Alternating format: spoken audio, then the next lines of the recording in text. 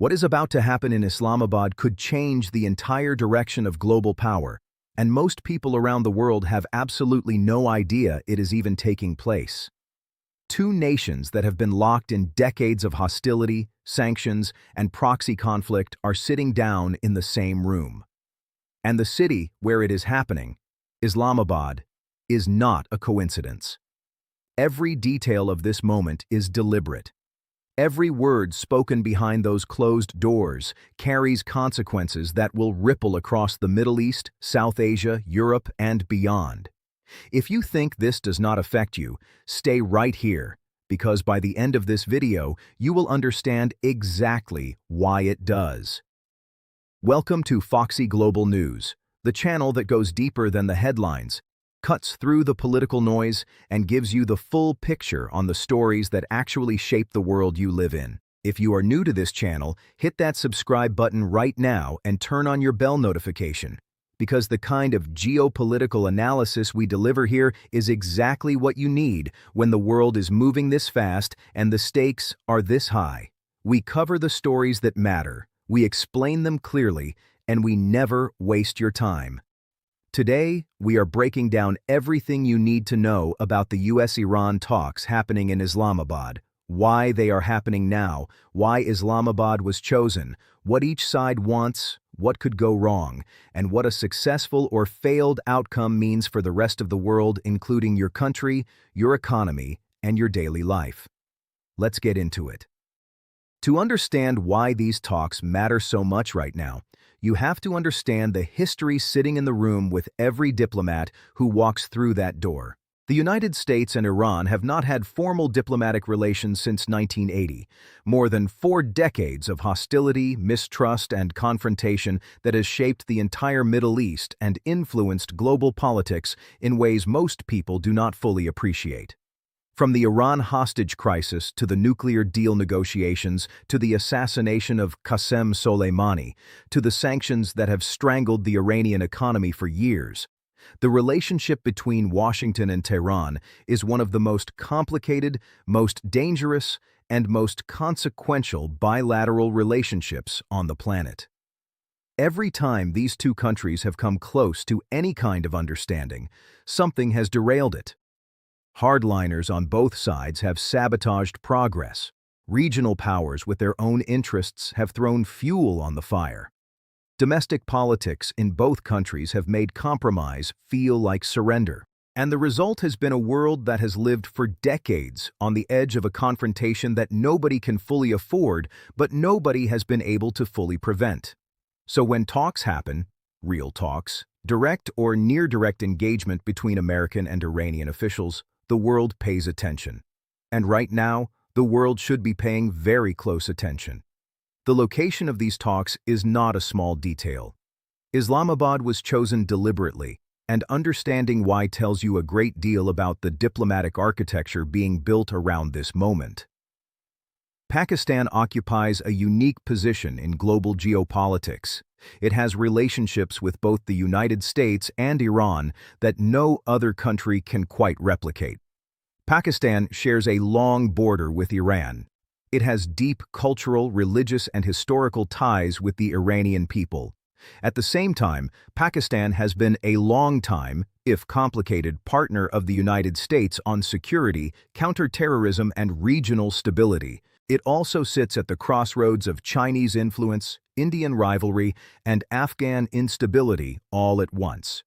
That makes Islamabad one of the very few capitals on Earth where both American and Iranian delegations can arrive, feel that the environment is not openly hostile to either side, and engage through a host nation that has credibility with both.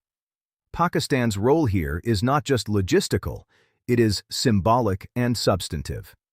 Islamabad is essentially vouching for the seriousness of this process by lending its capital and its diplomatic standing to it. That is not something Pakistan does lightly, and it is not something either Washington or Tehran agreed to without careful calculation.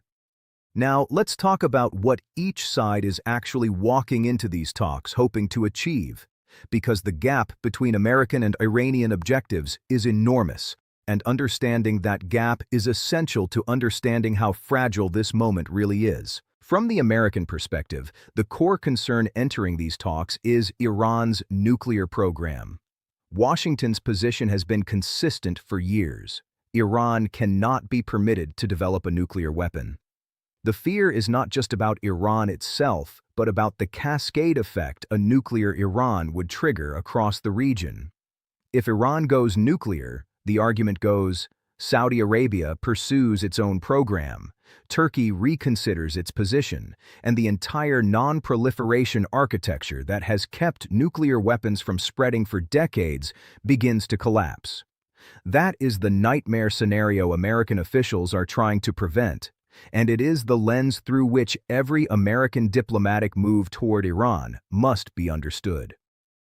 Beyond the nuclear file, the United States also wants to see Iran pull back its support for proxy groups across the region: Hezbollah in Lebanon, the Houthis in Yemen, various militia forces in Iraq and Syria. These groups have destabilized governments, attacked American assets, threatened American allies, and prolonged conflicts that have cost hundreds of thousands of lives. Washington wants Iranian behavior to change, and it wants verifiable, enforceable commitments, not promises. From the Iranian side, the calculus looks entirely different and in many ways more desperate. Iran's economy has been devastated by sanctions. Inflation has crushed ordinary Iranian families. Access to international banking, trade, and investment has been cut off in ways that affect everything from medicine imports to infrastructure development.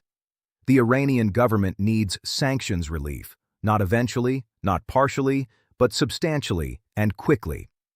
That economic pressure is the primary reason Iran is at the table at all, and it is the primary leverage the United States holds in this negotiation. Iran also wants something that is harder to put a price on, and that is recognition. Recognition that it is a legitimate regional power.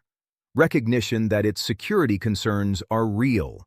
Recognition that the United States cannot simply dictate the terms of the Middle East without accounting for Iranian interests. That demand for respect and acknowledgement is woven into every Iranian diplomatic position, and any American negotiator who ignores it will find the talks going nowhere fast. Here is where things get genuinely complicated, and this is the part of the story that most coverage is not telling you clearly enough. Even if American and Iranian negotiators in Islamabad find common ground, the obstacles between a conversation and an actual agreement are enormous. There are hardliners in Tehran who view any deal with the United States as a betrayal of the Islamic Republic's founding principles. There are members of the United States Congress who will fight any agreement with Iran with every procedural and legislative tool available to them. There are regional powers, most notably Israel and Saudi Arabia, who have their own deep interests in the outcome of these talks, and who will use their considerable influence to shape or derail whatever emerges from Islamabad. Israel's position is perhaps the most immediately consequential. Israel has made clear through years of statements and actions that it views a nuclear-capable Iran as an existential threat, and it has demonstrated repeatedly that it is willing to take unilateral military action to prevent that outcome. Whatever happens in Islamabad, Israeli intelligence services are watching every development closely, and any agreement that Israel views as insufficient will face immediate and intense pressure from one of America's closest allies. Saudi Arabia's concerns are different but equally significant. Riyadh and Tehran are locked in a regional rivalry that plays out across Yemen, Lebanon, Iraq, and Syria. The Saudis have their own vision for what regional stability looks like, and it is not a vision in which a sanctions-free, economically resurgent Iran plays an expanded role. The recent Saudi-Iran diplomatic normalization brokered by China added a layer of complexity to this picture. But normalization between Riyadh and Tehran does not mean their interests have converged. It just means they are managing their rivalry differently for now. Let's talk about what a successful outcome actually looks like. and what failure means for the rest of the world. If these talks produce a genuine framework for further negotiation, even a preliminary agreement to continue talking under specific conditions, that is a win for global stability. It reduces the immediate risk of military confrontation in the Gulf. It opens the door to sanctions relief that could stabilize the Iranian economy and reduce the internal pressure on the Iranian government to escalate externally. It gives Pakistan a significant diplomatic achievement that elevates its standing. And it gives the United States a potential off-ramp from a confrontation that no military planner in Washington actually wants to manage. The economic ripple effects of a successful outcome would be felt globally almost immediately. Oil markets would respond. Regional investment flows would shift. Countries that have been hedging their relationships between Washington and Tehran would recalibrate. The entire geopolitical map of the Middle East would begin to look slightly different, not transformed overnight, but meaningfully repositioned.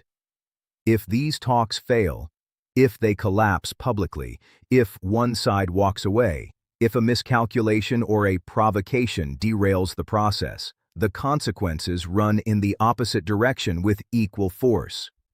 Oil prices spike, regional tensions escalate, the window for diplomacy closes, possibly for years, and the world moves closer to a confrontation that could draw in not just the United States and Iran, but Russia, China, Israel, and every other power with a stake in the outcome. That is the full picture of what is unfolding in Islamabad right now. The history, the stakes, the interests on every side, and the enormous consequences of success or failure. This is exactly the kind of story that deserves more than a 30-second headline. It deserves the full context. And now you have it. If this breakdown gave you real value, please give this video a like right now and share it with someone who needs to understand what is actually happening in the world. The more people who are genuinely informed, the better the conversations we all get to have. And if you are not yet subscribed to Foxy Global News, subscribe right now. This is what we do every single day. Real stories, real depth, real clarity. Thank you for watching, and we will see you in the next one.